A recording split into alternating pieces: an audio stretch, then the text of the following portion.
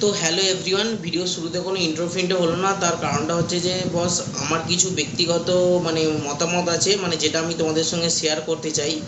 আর দু নম্বর কথাটা হচ্ছে তোমরা যদি আমার ব্যক্তিগত মতামতের সঙ্গে তোমরা যদি সহমত পোষণ করো, তাহলে তোমরা আর কি কমেন্ট বক্সে একটু সাপোর্ট করো।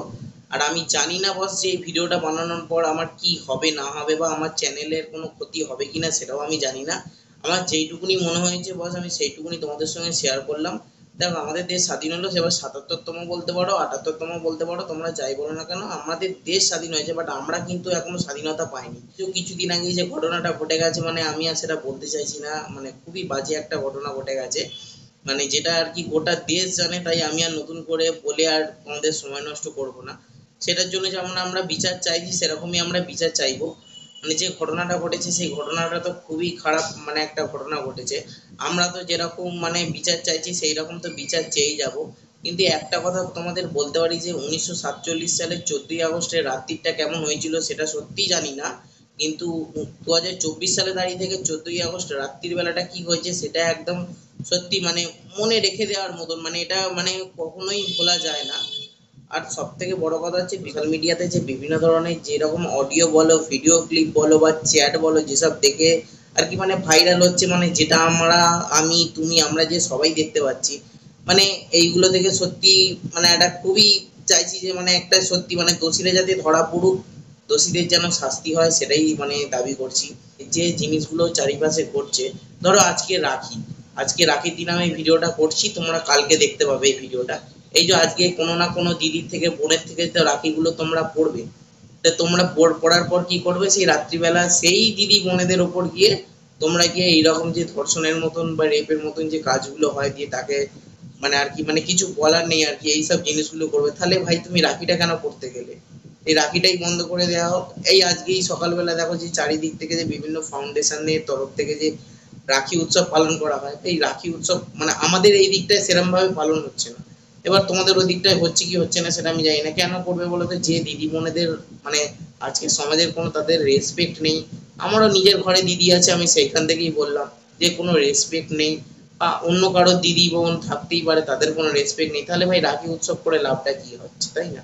তুমি দিনের বেলায় গিয়ে রাখি পরে আসছো, রাত্রিবেলায় গিয়ে সেই মেয়েটার উপরই রেপ করছো। এটা তো একদম কি বলবো, জঘন্য থেকে জঘন্যতম কাজ না? দিদিরা ভাইয়ের মঙ্গলের জন্য হাতে রাখি বাঁধে, এবার সেই ভাই যখন তার উপর রাত্রিবেলা গিয়ে এইসব, কি বলবো আর কি, ভাবলেও নিজের একটা কেমন লাগে। যে আমারও ঘরে একসময় দিদি ছিল, যাই হোক এখন বিয়ে হয়ে গেছে। সত্যি দিদিরা আর কি সকাল থেকে উপোস করে রাখি পড়াতো, তারপর নয় সেটা আলাদা পারবো না। আমার বাড়িতে যেটা হয় সেটা আমি তোমাদেরকে বললাম, এবার তোমাদের বাড়িতে কি হয় না হয় জানি না। তো যেই রকম আমাদের বিচার চাইছি, উই ওয়ান্ট জাস্টিস, সত্যি কথা বিচার আমরা চাই। কারণ জিনিসটা যেটা ঘটেছে সেটা একজনের দ্বারা কখনোই সম্ভব নয়।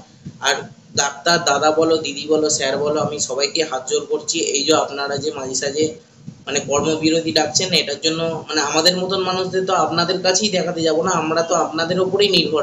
আমাদের যদি কোনো কিছু শরীর খারাপ হয় বা জরুরি কিছু হয়, সেটা তো আপনাদের উপরেই নির্ভর না? তা আপনারা যদি এরকম করে বন্ধ করে দেন, তাহলে পরিষেবাটা অন্তত চালু রাখুন। তার সঙ্গে যেটা বিচার চাইছেন সেটাও চালিয়ে যান। আমরা তো সেটাও তো করছি, পরিষেবাটা এই যে বন্ধ করে দিচ্ছেন, এটাতে আমাদের মতন মানুষদের খুবই অসুবিধা হচ্ছে। তারপরে দেখো, কালকে যে মোহনবাগান ইস্ট বেঙ্গলের যে ম্যাচটা ছিল, সেই ম্যাচটা আর কি কত বিশাল পুলিশ বাহিনী দিয়ে আর কি, যাই হোক, যেগুলো হয়েছে তোমরা আশা করি দেখতেই পেয়েছো। তো সেইখান থেকে দাঁড়িয়ে বলছি, যেই দিনকে এইরকম আরজিকর ভাঙা হলো, সেই দিনকে এত পুলিশ বাহিনী কোথায় ছিল? সব থেকে বড় প্রশ্ন। যেটা করা হলো, যেই করুক না কেন, যেই ভিডিওটা দেখো না কেন, সেটা তো আমাদেরই ক্ষতি হলো। এবার আমরা ধরো কোনো না কোনো কারণে যদি সেই আরজি করে যাই, সেই পরিষেবাটা যদি আমরা না পাই, সেটা তো আমরাই গিয়ে ভেঙে দিয়েছি। তা আমরা যদি সেই পরিষেবাটা না পাই, তাহলে আমরা পাবো কোত্থেকে বলো?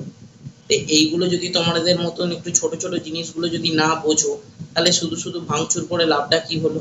সেদিনকে পুলিশ বাহিনী কোথায় ছিল যে আটকাতে পারলো না? সেদিনকে কালকে ম্যাচটা বন্ধ করে দিল, সেটা পুলিশ বাহিনী দিয়ে ম্যাচটা বন্ধ করে দিল। তাতে লাভটা কি হলো বলো? তো আমাদের কাছে সবারই একটাই কাছে রিকোয়েস্ট, আমরা যেরকম বিচার চাইছি আমরা সেরকম বিচার চাইবো। যতদিন না বিচার হবে, ততদিন আমরা নিজেদের জায়গা থেকে নড়বো না।